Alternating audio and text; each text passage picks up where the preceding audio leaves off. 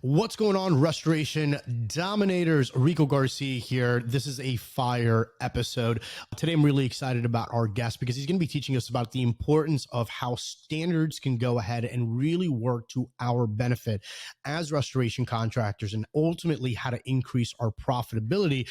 And I got to tell you, this guy is an absolute brain. But before we go ahead and jump into the interview and kind of give you a preview on what this show is going to be all about, I just want to give a big shout out to our show sponsors, starting with CNR Magazine, which, by the way, if you haven't gotten your subscription yet to CNR Magazine, just head on over to cnrmagazine.com. On the upper right-hand corner of the screen, it's going to be a big red button. Just go ahead and smash that bad boy, pop in your information, and boom, just like that, you are now a subscriber to CNR Magazine, and you can keep your finger on the pulse of the market, which is extremely important if you want to be successful in today's economy within our industry. So without further ado, let me just tell you a little bit about today's show. When I tell you that this individual is an absolute brain, I mean, that's probably not giving him enough praise.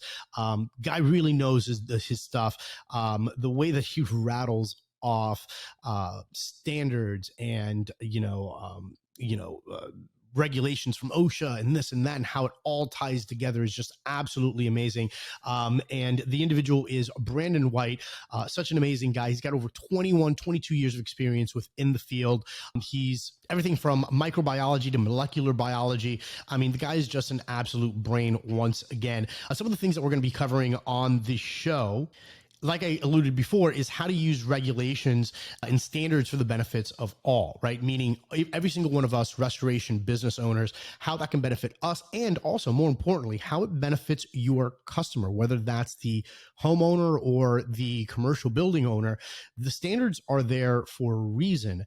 And if we understand how to use it properly, we start to eliminate a lot of the back and forth that a lot of us have with insurance carriers, which again, information and education here is really powerful, and how we apply it and put it down on paper with our invoices is something that really gets us excited here at Restoration Domination. So without further ado, I know that this is going to be an amazing episode for you. So make sure that you grab a pen, sheet of paper, take down some notes. If you are listening to a podcast, and again, you want to go ahead and earmark some of the stuff, remember, there's a really cool app out there called Air. I'm not sure if you're using the native Apple, podcast to listen to this podcast, or Spotify, or whatever it is that you use, but check out this app called Air. That's AIRR, and go ahead and listen to the podcast there, because that's going to give you the ability to go ahead and make some quick notes, to go ahead and pull out some quotes that you may want to get back to a little bit later on, because again, Brandon's going to be spitting so much fire on this episode that you're not going to want to miss out. So without further ado, let's jump in. Let's go. Welcome to the Restoration Domination Podcast, where you learn actionable advice that moves the needle and helps service-based businesses dominate. Here's your host, Rico Garcia Jr. All right, what is going on? We are live. Brandon, welcome to the show. Are you ready to help us dominate? Absolutely. Awesome. So, I mean, first of all, let me just tell everybody who's listening and watching, like, we've been, Brandon and I have been jamming out prior to pressing the record button, and for like 45 minutes straight, like, he's just been dumping all this like knowledge and, codes and this and that for 45 minutes straight. Such amazing amounts of knowledge. I mean, you are like a walking encyclopedia when it comes down to all of this, the regulations and, everything related to the business. So for those that may not be familiar with the name, do me a quick favor, fill in some of the gaps on my intro and let everybody know who you are and what you're doing in the industry. Okay, thanks, Rico. So my name is Brandon White, and I work with an environmental consulting firm based out of Phoenix, Arizona called Environmental Forensic Consultants. And basically, I'm the principal industrial hygienist for that firm, and we work all over the country.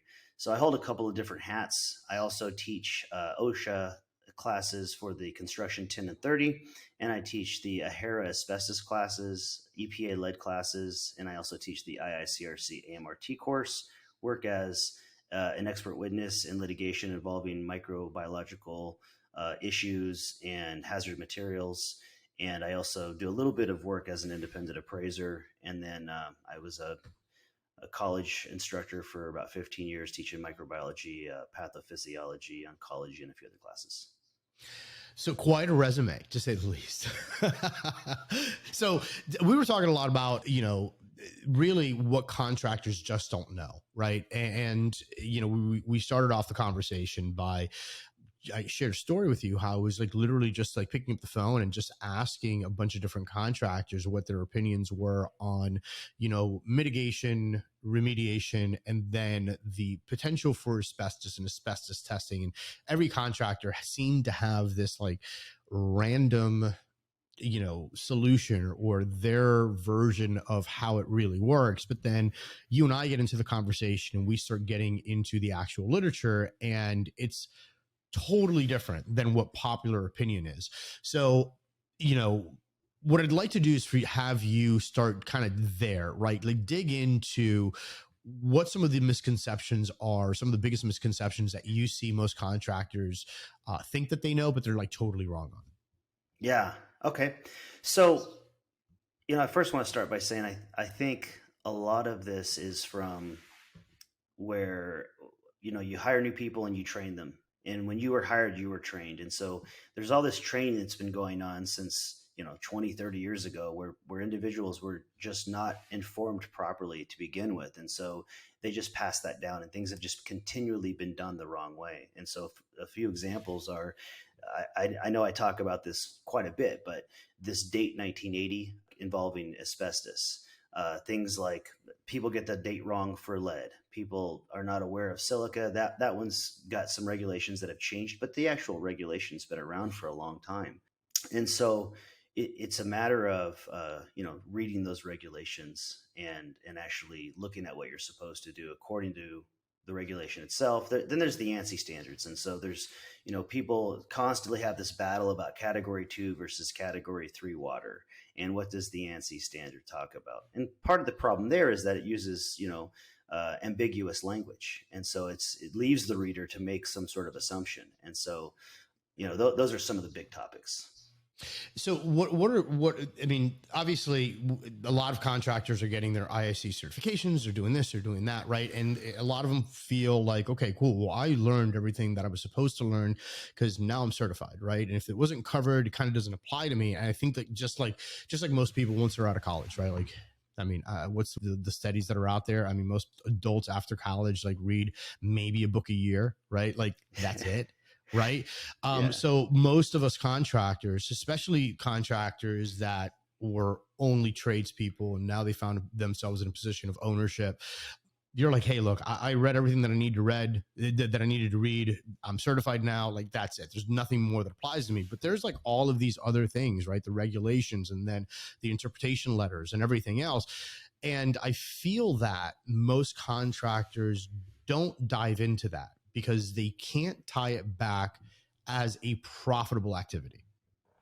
Because they feel that's for the pencil pushers, that's for the regulators, that has nothing to do with the way that we do business. And if I read it, it's not going to make me any more money. So let's kind of like break that, because that's nothing can be further from the truth, right? Yeah, and I think I have to be careful because, there's like two different professions.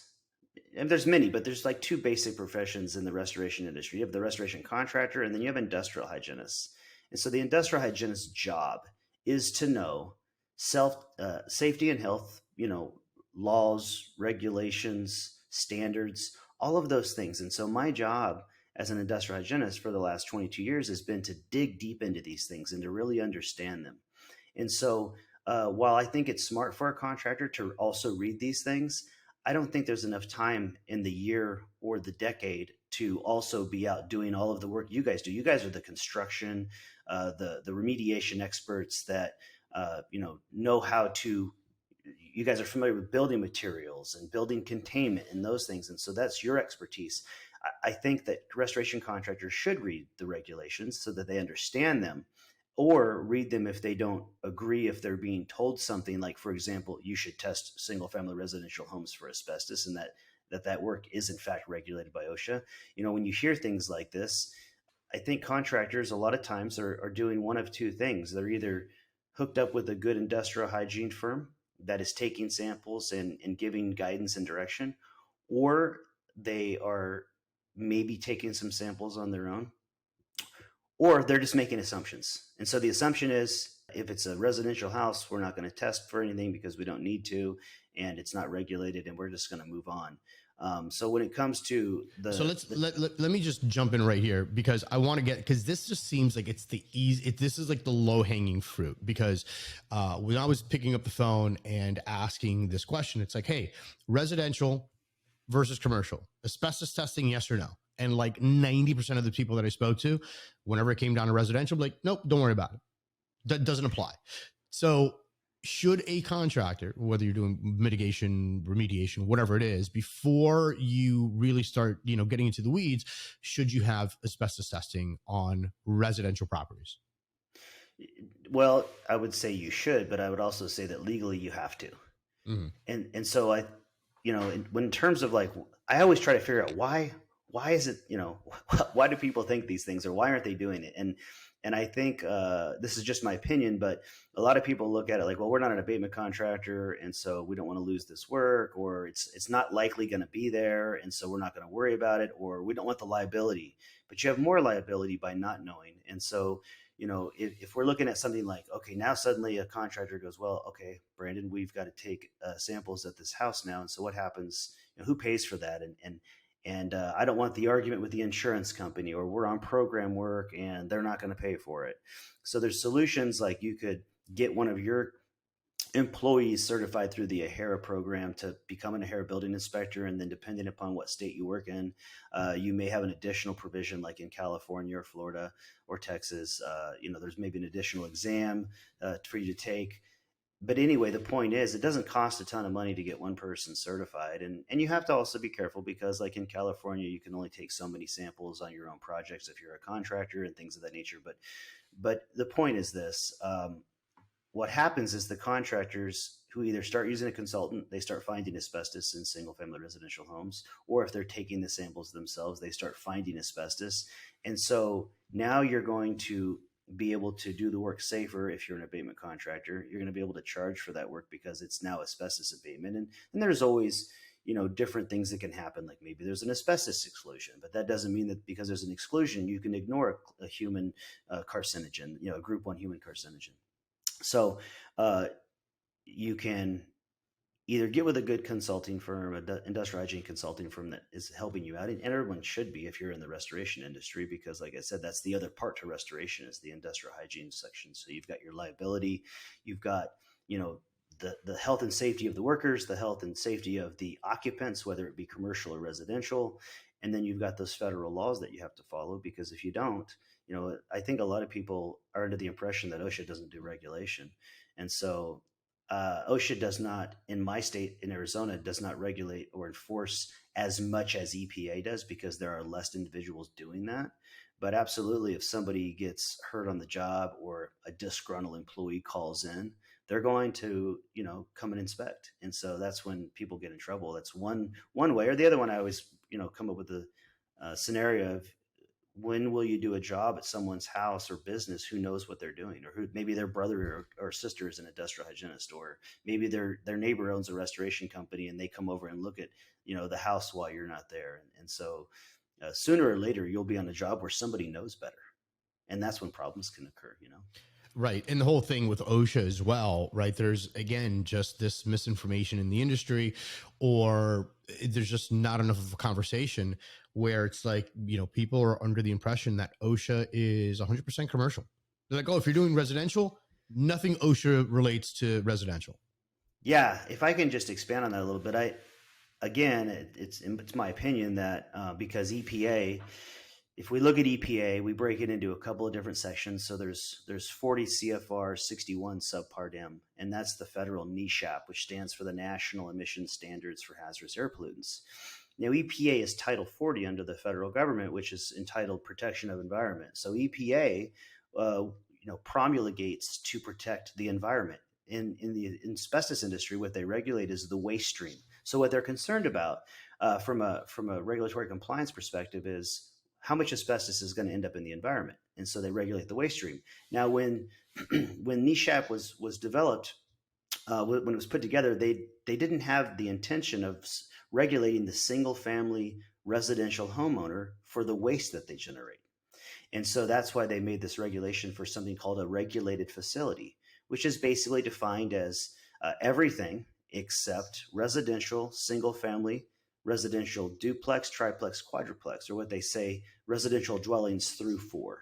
There's a little side note that says if you've got 2 separate dwellings that are on the same property, then they're regulated if there's work going on in these buildings, or if there are single family residential homes that are part of a large project. So EPA regulates things based on, in this situation, they regulate based on the designation of the building, whether or not it's a regulated facility, and then many other things. Now, because of that, I believe that a lot of individuals well, single family residential homes are not regulated. I hear this on a daily basis, and I hear it all the time from the insurance industry where they say, hey, EPA doesn't regulate this, so we're not going to pay this bill.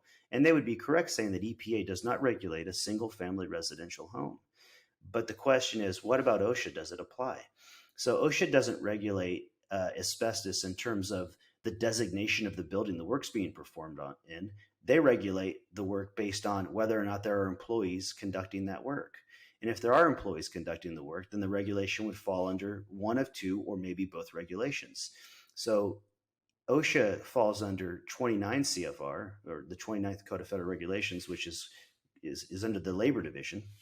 And so 29 CFR 1926-1101 is the asbestos regulation for the construction industry. And this is like the primary regulation if we're doing abatement, in the industry. And then you've got the general industry under OSHA, which is 29 CFR 1910.1001. And that is the asbestos regulation for general industry, which both of those apply to us in the restoration industry. But the primary one that we would be looking at for things like methods of compliance would be 1926-1101. Now, that regulation doesn't say anything about years of construction other than there's something called the 1980 Packham rule, and that applies to specific types of building materials that are installed in buildings constructed through 1980. And all it does is basically say, if you've got these types of building materials, for example, TSI, thermal systems insulation, you've got to put up signs that say you've got asbestos in your building to warn the public, unless you prove that those building materials don't contain asbestos. And so I think maybe that's where that year 1980 people, thought about that. But that's another thing that blows me away is this 1980 date, because if you look, US EPA started to create a ban on asbestos in 1989.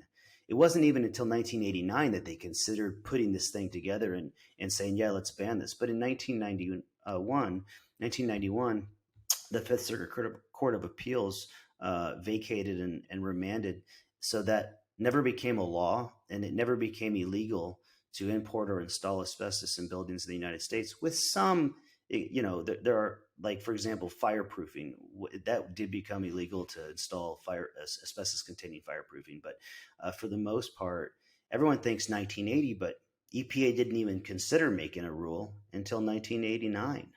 And so we still find asbestos in residential, dwellings. And so the question is, if you're not testing for that asbestos, how much of it's becoming airborne? How much of it's getting contaminated and throughout the home, or commercial buildings most people don't have a problem with that. And again, in my opinion, it's because EPA regulates commercial buildings, and they go out of their way to say, yeah, even on newly constructed buildings, you have to do asbestos testing. So, for example, last year I went out and did an asbestos inspection on a commercial building that was currently being built. It wasn't even finished yet. It was a 12-story building downtown in Phoenix, and it was still under construction. And the insurance adjuster didn't say anything. They didn't say, well, why are you doing this? They didn't argue. They just paid the bill because they knew maybe it was large because of large loss, but also because of commercial building. Now, the same day we went and tested a house that was built in like 1992 for asbestos, and the insurance company was like, what are you doing? There's not a store where you buy commercial building materials and one where you buy residential building materials. They come from the same stores, And so I mean, obviously there are certain applications for commercial versus residential, but drywall compounds not. Right. As a general rule, right. Yeah. It's not divided into buckets, right? Which again seems logical, but then you've got, let's just call it the construction industry as a general whole. There's all of this like misinformation. Part of that is, well, how people are interpreting the information that's out there, and or did they at one point or another know better, but they were the smaller operation. They're like, I can get away with this. I can kind of turn the blind eye.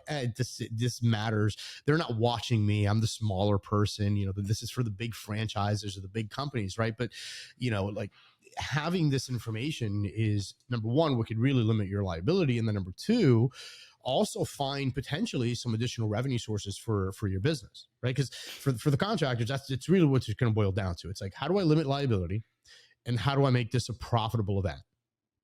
Yeah, and so if you look at asbestos, I mean, most restoration contractors I deal with, if not all, do mold remediation.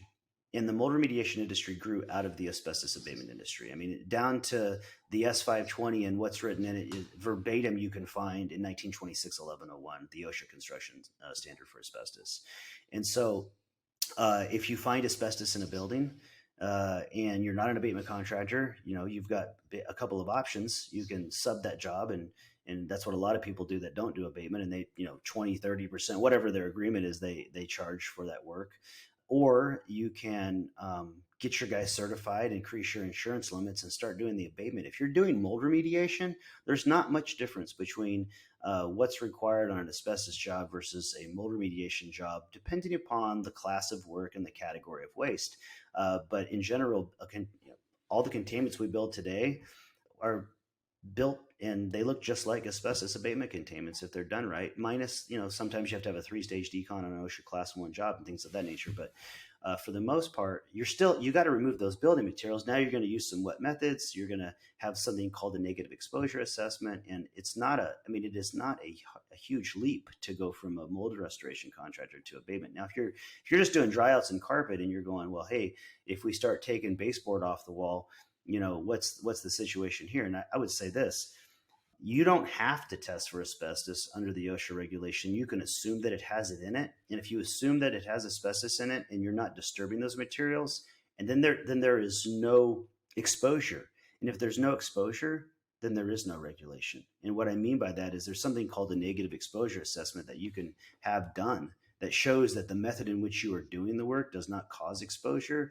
For example, when you remove a piece of baseboard and those nail pops, how much drywall compound's on the ground? Well, if you're removing baseboard, the chances are that building material is already wet. And if it's already wet, it's unlikely that those fibers are going to become airborne. And so then the next question is, well, you have to clean up, you vacuum up that little bit of waste. And so you would look at what OSHA class of work that would be. It would probably be what's called OSHA class 3, which is small scale, short duration, or operations and maintenance. And so that's a 16-hour class to do that work. Mm-hmm. We're not talking about like investing millions of dollars in a business to be able to perform this work. But the main thing is you've got to look at the employers have to look at employee, safety and health, and they have to look at, the consequences. So there's a reason why the OSHA regulation dictates that you have to keep medical surveillance records for 30 years, because it's not like you're going to have employees getting sick and coming down with asbestosis or mesothelioma in the first 6 months of work. It can happen later on down the road. And then the question is going to be, why would OSHA make a law that says the employer has to keep a record for 30 years? It's because of the latency period. It's because you don't know. You have to be able to prove that you, in fact, had policies in place to protect your workers, showing that, yeah, they wore a respirator and they were medically evaluated, et cetera. And you have to have exposure data. And so this is not just for commercial buildings. Some contractors do nothing but residential.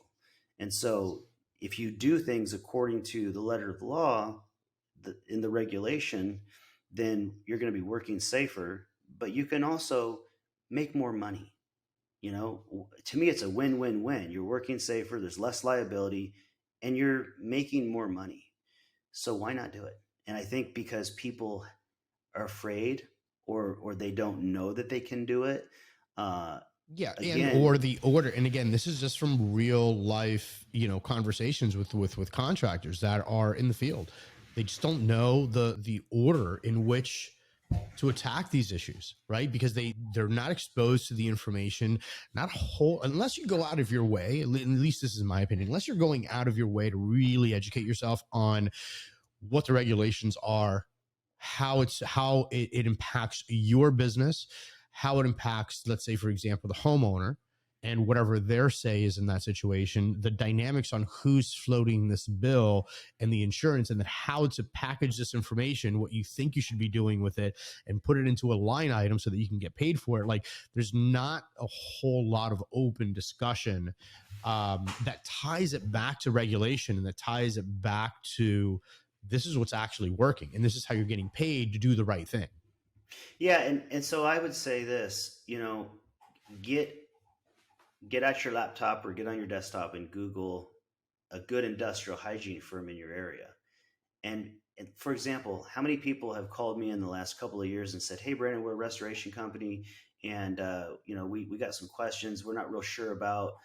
I would sit and talk for at length for free with contractors who have these questions, because that's my job, is to answer those questions in hopes that maybe I'll earn your business.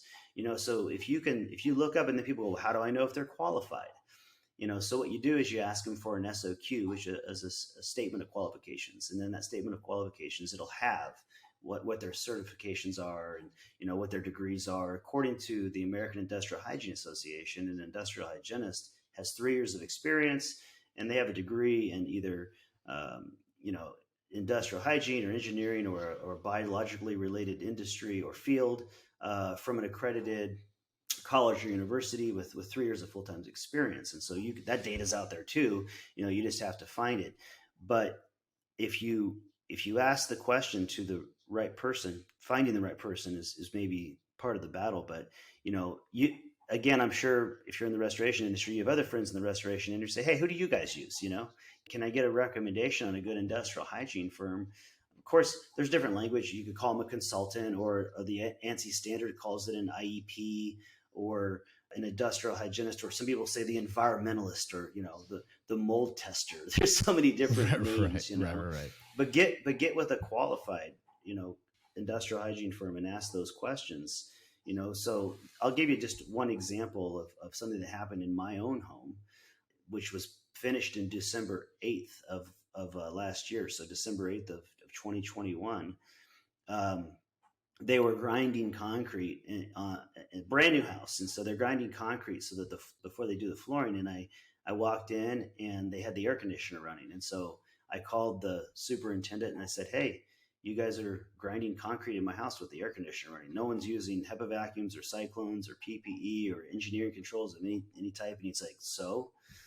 And I said, "Well, there's a federal law for that, and it's called, we're worried about silica here." And I'm like, "If you look up 29 CFR 261153, it's the federal regulation for silica." And he kind of just blew me off. Long story short, 3 months later, they paid a restoration company $68,000 to decontaminate my house. And so, but if I hadn't known what I know, and if I hadn't been there, what would have happened? I feel bad for the guy on his hands and knees with a grinder that's breathing in silica dust all day long. I tested it myself to prove that it was, and it was 68% alpha quart silica. And so that's a brand new residential house. Now I know that we weren't talking about silica, but it's just an example of where I'm an industrial hygienist. They're working on my house. It's a brand new single family residential home, and it ended up costing them $68,000 to decontaminate. And so we find silica in drywall compound, Mm-hmm. So in my opinion, silica is going to be like the new asbestos. 20 years ago when I was teaching asbestos classes, I'd have guys go, "Oh, Brandon, I've been doing this for 20 years and I'm fine." Well, maybe you are, and maybe you're not. But nobody wanted to listen to the asbestos. I mean, even just last year, I did a presentation in Colorado and I had an attorney say, "I think it's all BS. I don't think it's real." And I was like, "Well, I can assure you there's a massive amount of data. I mean, since the 30s, we knew it was a carcinogen. And from 2,500 years ago, there's records of doctors saying, look, the people that are out mining the asbestos for us are dying within like 6 years of some weird lung disease." That's 2,500 years, it's over 2,000 years ago. So the data's there, and it's, but I guess my point is this: the regulations are real. They're not suggestions. They're laws, and there are consequences that can happen if you don't follow them. But that's not enough to get people to do the right thing. It's sadly, from my perspective, it hasn't been enough for people to say, "Hey, don't you want to keep your workers safe?" You know, that hasn't Right. been enough. Right. But I But then think you if also have the homeowner aspect too, right? Because there's that no one talks about that dynamic a whole lot either, because all of a sudden you start, as a contractor who's doing everything by the book. Well, there's something to be said about, the straight arrow, bow tie type of individual who's like just looking at every single little regulations, like, well, according to this, we have to do this. Like that puts off the hall monitor, yeah. like 90% of the population, right? So most and we have to, like, this is the real world. Like we have to understand that there's people that are, and regardless of the science, like how solid the science is and how real it is and how many lives could be saved, a lot of people don't want to hear the BS, right? Because to them, they're like, I don't care. Like, let's just get it done, right? Let's get Juan down the street, with the one truck. He'll rip this place apart and we'll be just as right as rain by tomorrow. But then here we are as contractors that have actual businesses and we've got employees, we've got overhead. We're trying to limit our liability. It's not how much money you make, it's how much money you keep. So how do you take all of these regulations and then still talk to the homeowner and be like, hey, by the way, we need to do this asbestos testing or this lead testing or whatever that may be. And then all of a sudden they're like, well, yeah, I don't want to do that. Well, it's like, okay, well, now what do? Do you just walk into the project with the assumption that there's already or the potential for these hazardous, these hazards to be present? Or do you just walk away because, hey, you couldn't do it by the book the way that you wanted to do it? You know what I mean? Well, I think if it's properly explained, I don't know any homeowner that would say, I understand it's a group 1 human carcinogen that is going to contaminate my entire house, but I don't want to worry about it. So have you done any work in Hialeah? No, but what I was going to say is, I hope I'm not going to get like any like hate mail from like any of my contractors in Hialeah. But if anybody like working down here in the South and like the Miami area, like, yeah, they'll probably listen to those like, hell yeah, you're right. Like they don't care. Well, what I was going to finish that with is, if you give them, there are pamphlets you can download, and I'm going to send you some of that information. So it's coming from the horse's mouth, and it explains it in a very basic way. But in spite of all of that, if they're still like, no, I don't care. Well, because a homeowner says, I don't care, doesn't mean that you can knowingly hurt them or cause damages, because then they can sue you later and they'll win. Because when you say, well, they signed my hold harmless agreement, the attorney is going to go to lengths to prove that you could have and should have known better. And that because of that, you're the expert, they're not, you're liable. But if that's not enough, I would say, if you've got your guys certified, if you have one person certified in that situation, when that situation pops up, you're already there. Take a sample, take it to the lab. It costs $15, $20. You get results the next day. And now you know. And if you find the asbestos, hey, now you're going to make more money. And now you're going to be working safely. And now you've got less liability. People seem to think that if they're not doing this and they just don't know that it's there, then it's either not there or they're not liable for it. But that's not the case at all. Yeah, exactly right. It's just, again, arming yourself with the right information and then learning how to implement it properly. That's like the name of the game. Like, I don't care like what aspect. I mean, even talking about, simple water mitigation and, when mold has the potential to start growing and whether or not you should start wet wiping or doing any kind of like pre-cleaning prior to, having air movement. Like these are line items that if you look at a lot of estimates and the way that they're written, they aren't even there. Right. And then the reason for it is because there's got a lot of pushback from the desk adjuster who's like, well, why did you have to clean this area when, it was just, a couple of air movers and some dehues. And all of a sudden now it's like, you have to get into this scenario where you're explaining how the standards work and then the science behind it, right? Which is actually something that I want to go ahead and pick your brain about so that you can kind of expand on that topic if you don't mind. But before we do that, let's just take a quick break so we can thank our sponsors. Hey, Dominators, real quick, let me ask you a question. How would you like to increase productivity? How would you like faster claims resolution? And more importantly, how would you like to reduce litigation? Well, this is exactly what Impartial allows you to do. Impartial creates timely, accurate estimates for faster and fair claim settlement. Building upon Matterport's technology, the Impartial Scope tool extracts the relevant data embedded with pre-mitigation and post-mitigation scans and subsequently renders an exactimate or assimilability estimate that can be approved by a carrier without any hesitation. The magic here is that the software helps contractors generate mitigation and repair estimates for more rapid approval from insurance carriers while removing the burdensome administrative process. Each Impartial estimate is produced with objective accuracy using immersive 3D imagery and precise physical and geospatial measurements. Impartial, in my opinion, is one of those tools that simply can go ahead and change your business. And with so many features such as impartial tags, timestamp matter tags, the ability to upload JPEG, PNG, ESX, and so much more. Impartial is that software that could genuinely change your business.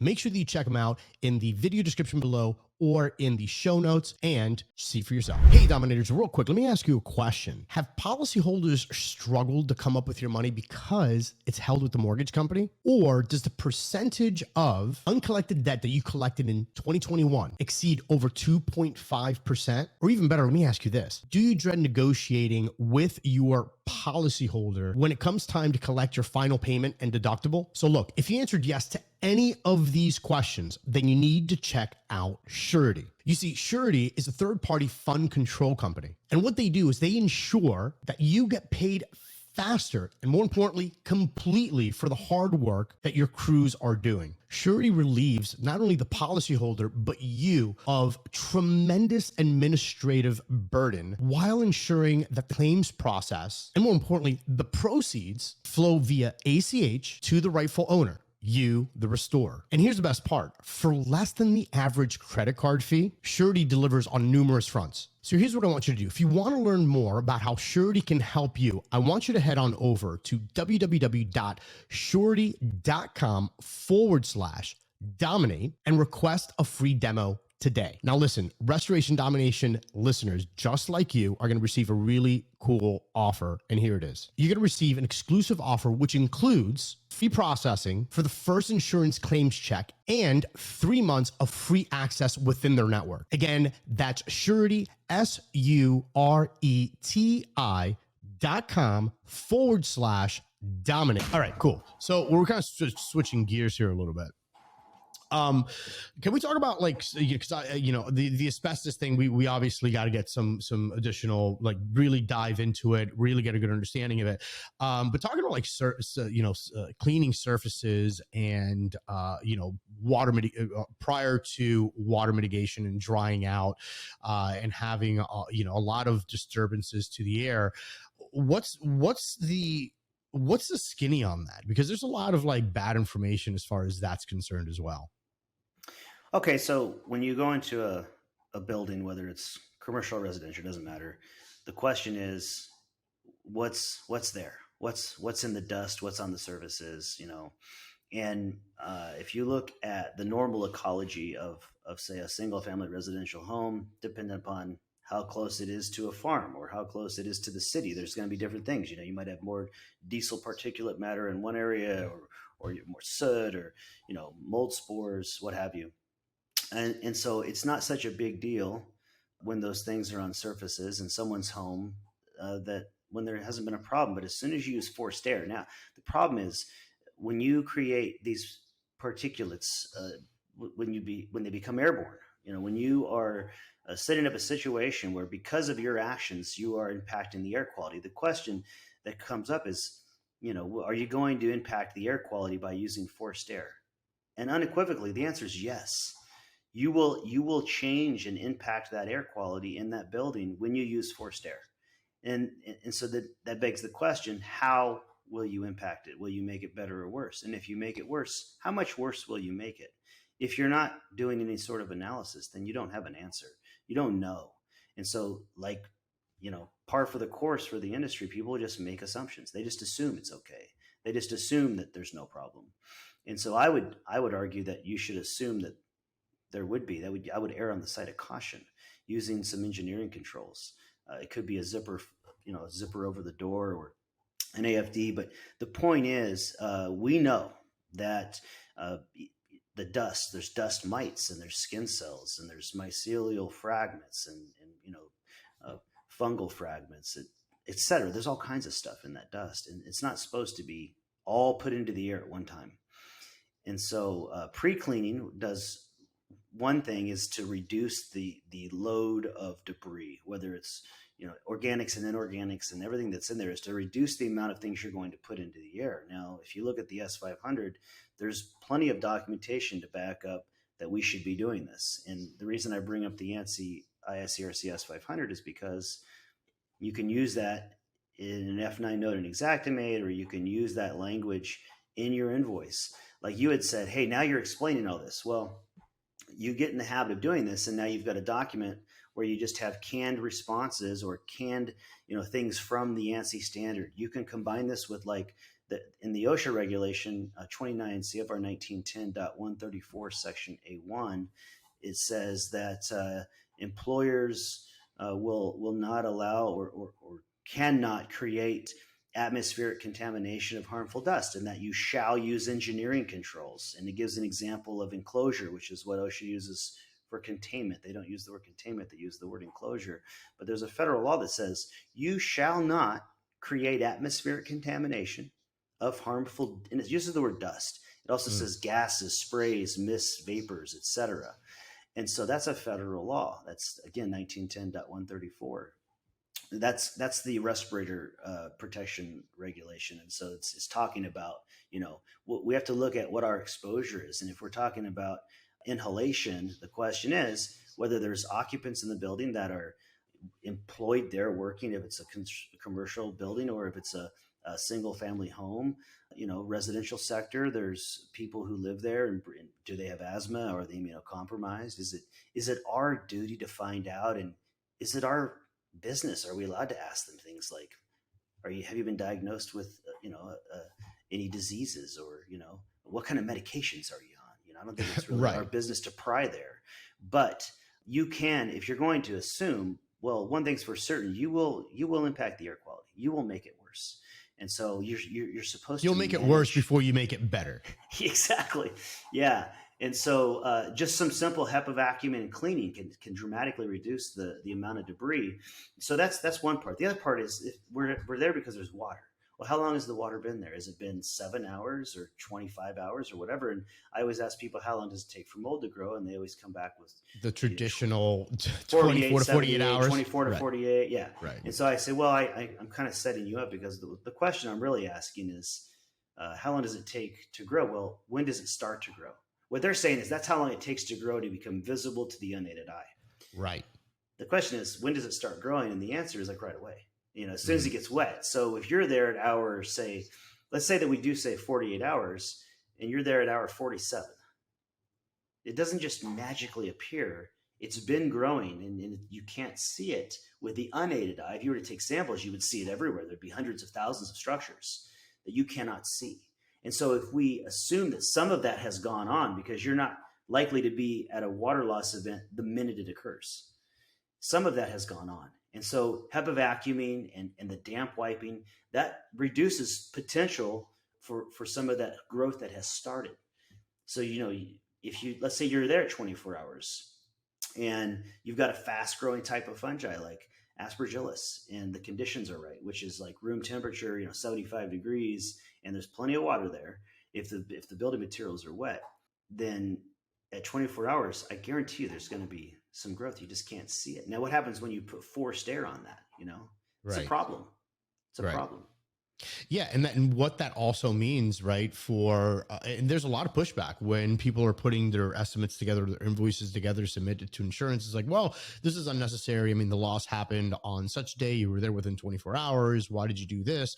And it's like a lot of people, a lot of contractors, like, well, I don't really know, but I just know I'm supposed to kind of do it, right? So like just arming yourself with like the reasons as to why you're doing the things that you're doing, and being able to make those, true and elegant, statements to say, hey, look, this is how it works, right? This is why we're doing what we're doing, and this is why we should be getting paid for it, because us not having done this thing could in fact just add to the potential for greater secondary damage, right? Which is why 90% of the time you have a water met. I probably shouldn't say that because some people are going to get upset, but it is what it is, right? Like 90% of the time you're doing water mint, you go in a couple of days later, you're doing a mold test, and all of a sudden now it's a remediation job, right? Because they just don't understand, several things, but one of them being like, how do you start preventing secondary damage right from the onset?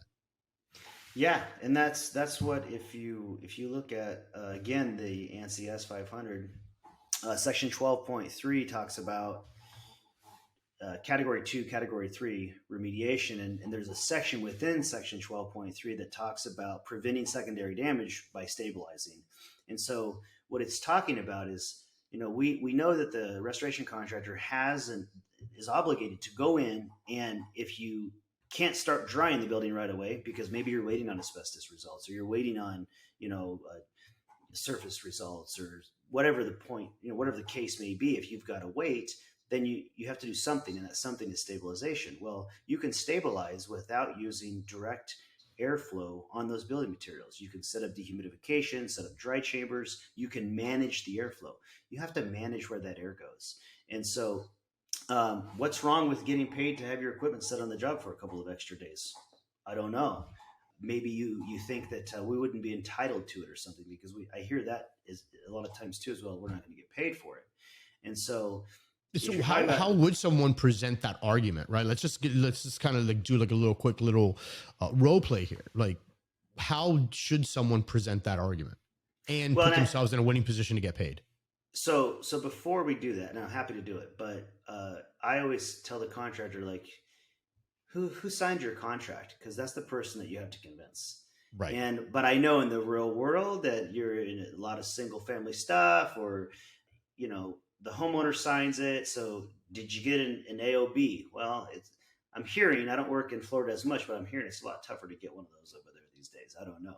But, who is the client? Okay. So ultimately, if the insurance company is going to pay the bill, it's going to come down to this. Well, yeah, our contract's with the insured, but they don't have the money to pay us, that type of thing. So we have to be careful on who our client is. But in that situation where you've got a contract signed by the homeowner, and you're going to be billing the insurance company, you're going to be dealing with the adjuster, what I would do first and foremost is we use the accepted standard of care, the American National Standard Institute, ANSI standard.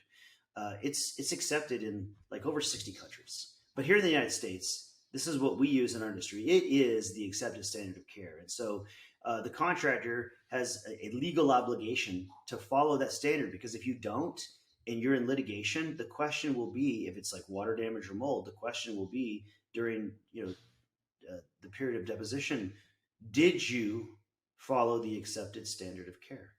And so what does the ANSI standard tell you in this situation?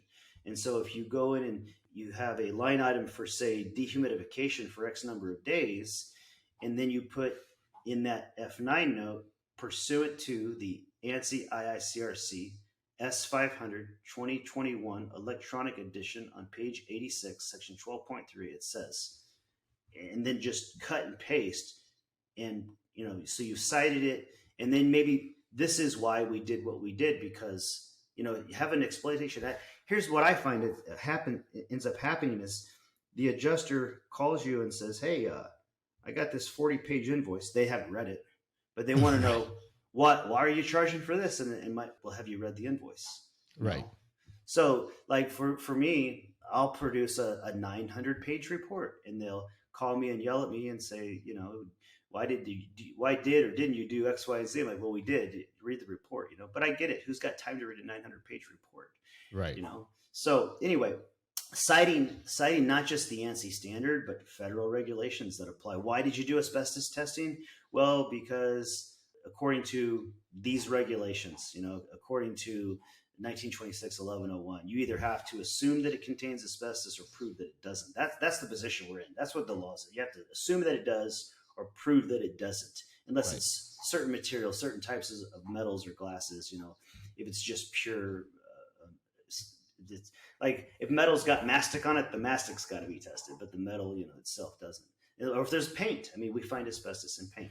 But anyway, citing that, explain why. But even better than that, if you can get a hold of the adjuster on day one, and if you send an email and, hey, this is what we're doing and why we're doing it, if you get with a good, if you have good legal counsel, and then not everyone can afford to have an attorney on their side. You know what I mean? Right. But if you look at like ATI and Belfour and Cotton, and you look at BMS Cat, you look at these contractors, they're doing things for the most part the right way, and they're getting paid for it. And they're these huge companies. They didn't accidentally get there, Right. And so if the little guy who starts out follows these rules and regulations, it's going to be, nothing worth doing is easy. Just like reading these regulations, it's not easy. But I'm not implying that every restoration contractor has to become an industrial hygienist. That's why there are industrial hygienists to use. And so find a good one. That we do plenty of stuff for free for our clients, because we know that they're going to continue to give us business for the next 15 or 20 or 30 years or however long we're doing in the industry. We take good care of them, and they take good care of us. Which is beautiful. And there's like so much content to cover, right? But I think the short and sweet of it is, information is power, and the proper application of the knowledge that you have is ultimately what could lead to profitability. So understand that you have to ask the right questions. You have to ask yourself, what is it that you don't know under the current circumstances? Where can you find that information? And then how can you interpret it in a way that's going to move the needle forward for your business?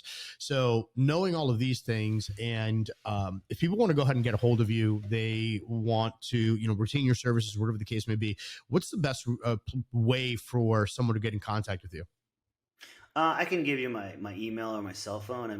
I can say it here if anybody wanted to write it down. Or I'll go ahead and actually, why don't you do this? Just go ahead, and I will have the all the contact information in the video description as well as in the show notes below. That way you don't have to rattle it off. And those would be the best resources. And then also you said that you were going to put together a couple of links for all of us dominators out there, where there's going to be live links to a couple of resources. Is that correct?